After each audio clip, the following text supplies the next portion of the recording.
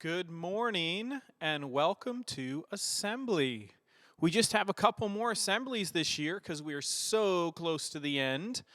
It is May 8, which means that in less than 2 weeks, you'll be waking up and it will be summer vacation time. All right, we're really excited to be with you this morning. We're going to go right into our assembly, our talk this morning. Excuse me, I've got something in my throat. We're going to go right into our talk this morning. This morning, I wanted to talk to you about something that has been happening over the last few weeks. And you might have seen some of this. I know some of the classes watch CNN 10 maybe with their classes, and it's been on there. And some of you might have seen it in other social media areas or different things. And that is that during this quarantine shutdown that we are kind of on our way out of now, but around the world, cities have been shut down, and animals that are normally scared away by traffic and the noises of a city have started to return to those cities. So you see a few pictures here of there's a cow lying down in the middle of the road, and there's some sheep or something there. There's some deer that are starting to take over those towns again. Well, that's kind of an amazing thing about God's creation, that we are part of God's creation too, but we are remarkably resilient. And even with just a few months of shutting things down from normal, we start to see a return to those things about nature. Pollution is down across the world right now because people are not driving their cars as much and things like that. It's pretty remarkable to see all those things. Well, today we're going to talk about one of those amazing creatures of God's creation. And that is, that's the next slide. I actually want to read this for you first. This comes from Genesis 1, and it talks about creation. We're going to talk about those land animals. So let me read this for you from Genesis 1, chapter 1, verse 24 and 25. Then God said, "Let the earth bring forth living creatures according to their kinds, livestock and creeping things, and beasts of the earth according to their kinds." And it was so. So God made the beasts of the earth according to their kind, and the livestock according to their kind, and everything that creeps on the earth according to its kind. And God saw that it was good. We're going to talk about one of those beasts of the earth. Actually, a beast of burden. You might have heard that phrase before. We're going to talk about donkeys today.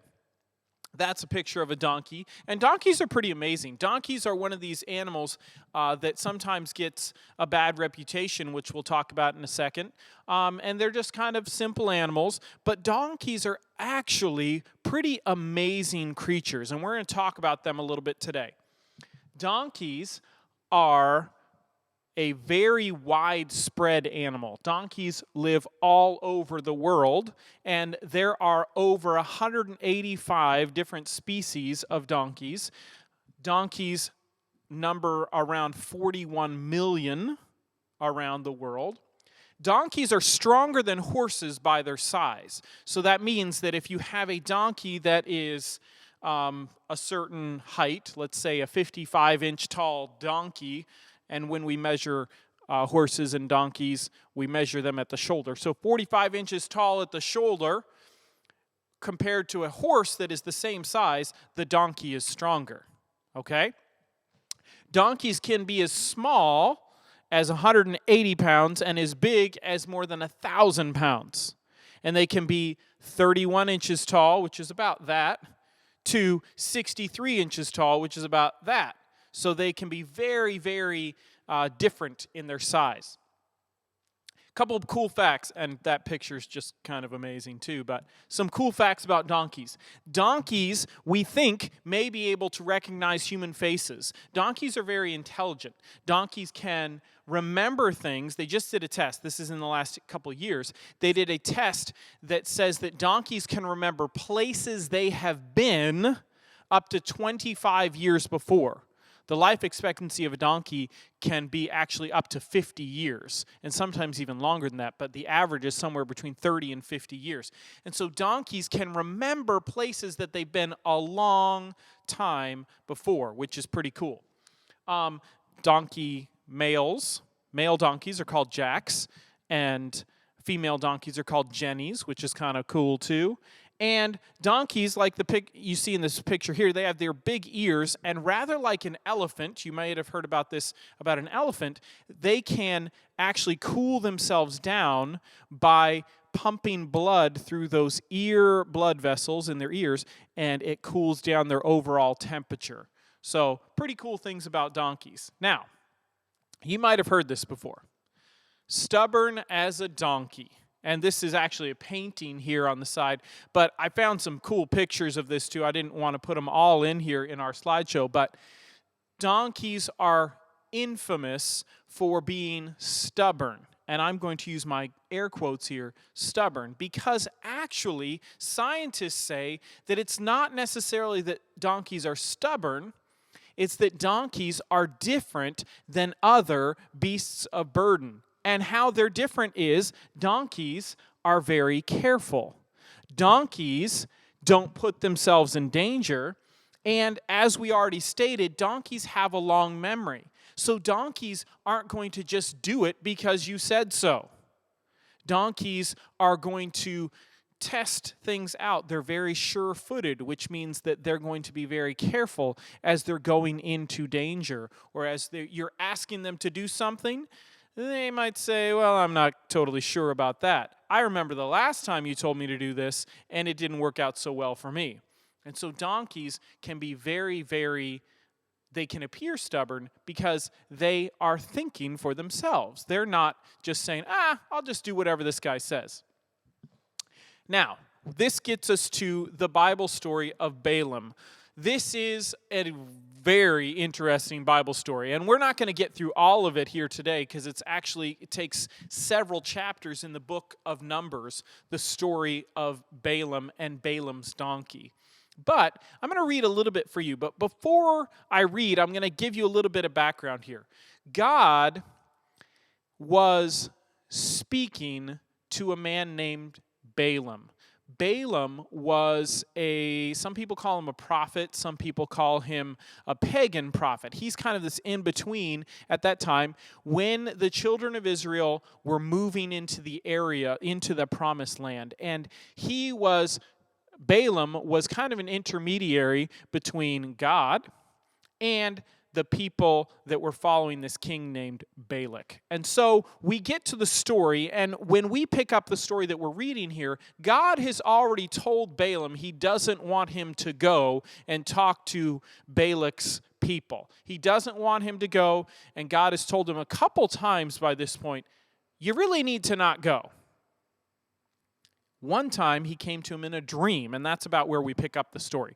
So Balaam got up in the morning, saddled his donkey, and went to the Moabite officials. But God was very angry when he went, and the angel of the Lord stood in the road to oppose him. That's really important. Balaam was riding on his donkey, and his 2 servants were with him. When the donkey saw the angel of the Lord standing in the road with a drawn sword in his hand, it turned off the road and into a field. Balaam beat it to get it back on the road. Then the angel of the Lord stood in a narrow path through the vineyards with walls on both sides. When the donkey saw the angel of the Lord, it pressed close to the wall, crushing Balaam's foot against it. So he beat the donkey again. Then the angel of the Lord moved on ahead and stood in a narrow place where there was no room to turn, either to the right or to the left. When the donkey saw the angel of the Lord, it laid down under Balaam. He was angry and beat it with his staff. And before we get to the next verse, this seems like stubbornness, right? But what did we learn about the donkey? The donkey is not going to put itself in danger. The donkey's going to move out of the way. It's going to try to go this way, try to go that way. And finally, when there's nowhere to go, the donkey just lays down. But this is the next verse, verse 28. Then the Lord opened the donkey's mouth, and it said to Balaam, "What have I done to you to make you beat me these 3 times?" Balaam answered the donkey, "You have made a fool of me. If only I had a sword in my hand, I would kill you right now." The donkey said to Balaam, they're having a conversation here. It's not just one thing. The donkey and Balaam are talking now. The donkey said to Balaam, "Am I not your own donkey, which you have always ridden to this day? Have I been in the habit of doing this to you?" "No," he said. Then the Lord opened Balaam's eyes, and he saw the angel of the Lord standing in the road with his sword drawn. So he bowed low and fell face down. The angel of the Lord said to him, "Why have you beaten your donkey these 3 times? I have come here to oppose you because your path is a reckless one before me. The donkey saw me and turned away from me these 3 times. If it had not turned away, I would certainly have killed you by now. But I have spared it. But I would have spared it, sorry." These characteristics of the donkey come to bear in this story. The donkey is careful. The donkey remembers, as Balaam should have remembered, I've never messed up like this before. I'm doing what I'm supposed to do. And the donkey has to remind Balaam of this. God uses this creature to teach Balaam a lesson, but also now, thousands of years later, to teach us a lesson about following what we have been asked to do. God had asked Balaam, don't do this. And Balaam does it anyway. God used this donkey to get through to Balaam when nothing else worked. And it worked. Eventually, God got through to Balaam through this donkey. And he used his amazing creatures, and I'm just telling you, this is one of the cutest pictures ever, right? That's baby donkey there. God has used this amazing animal to teach us a lesson and to teach us something about ourselves and about his creation. Let's bow our heads. Dear Father in heaven, thank you so much for the ministry of the donkey. Thank you so much for all your amazing creatures.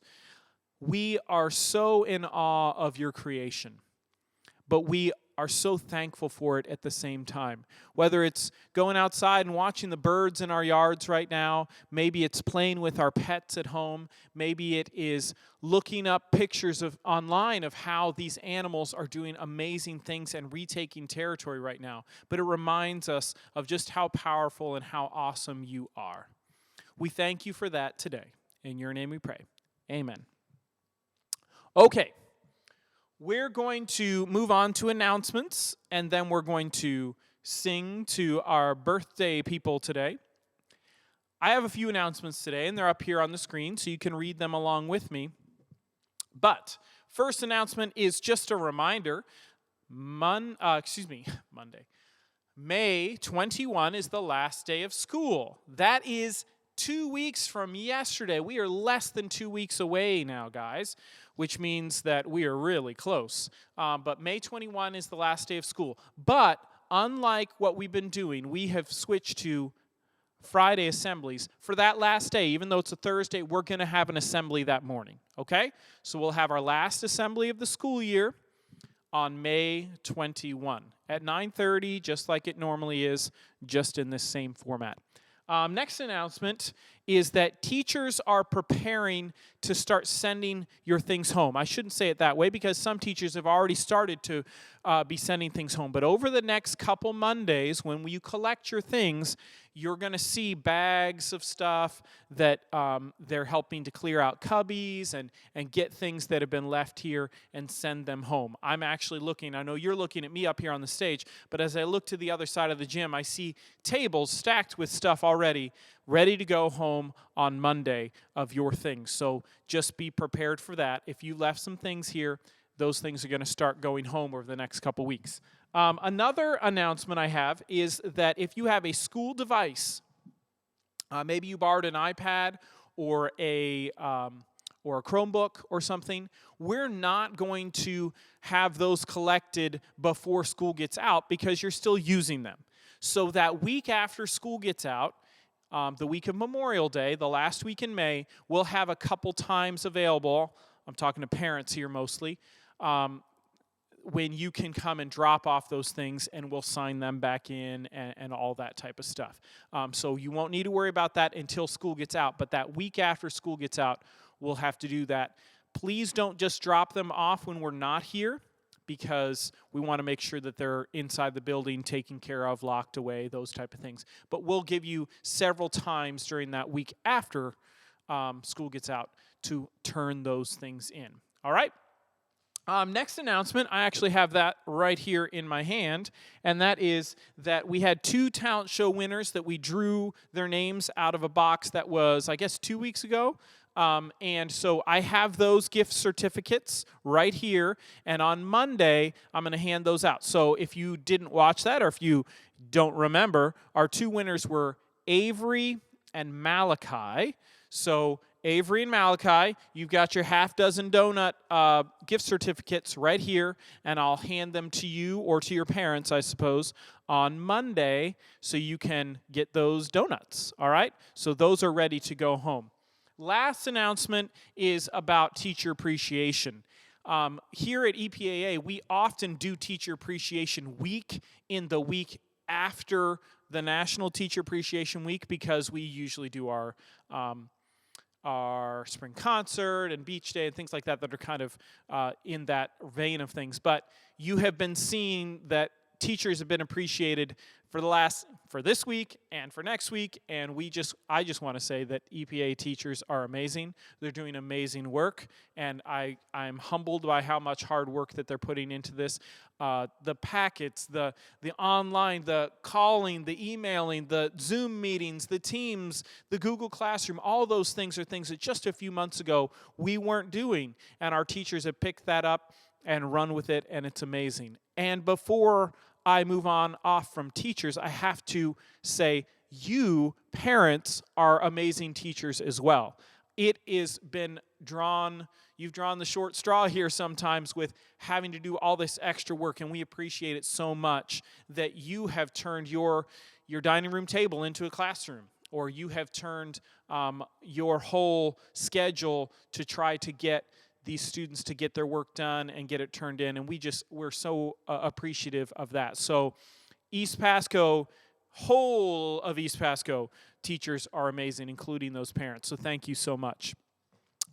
We are going to close today with our birthdays. We have 2 birthdays, so we're going to sing to them here, and then we're going to do our Pledge of Allegiance. Our 2 birthdays for today actually have the same birthday. They're a year apart in age, but we have 2 birthday girls this week, and their birthdays are both on May 4, which was Monday, I think.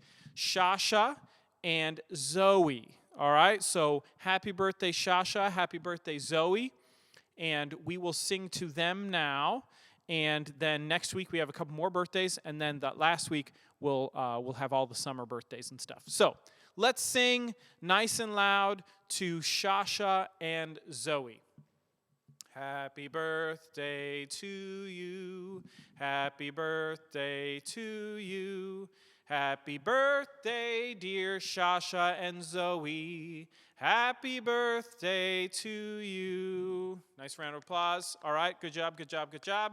Thank you, guys. Hope you had an amazing birthday. And now we're going to close with our Pledge of Allegiance. So if you will do that with me, I'm going to stand here and put my hand over my heart. I pledge allegiance to the flag of the United States of America and to the republic for which it stands, one nation, under God, indivisible, with liberty and justice for all. All right, thanks, guys. We'll see you again next week.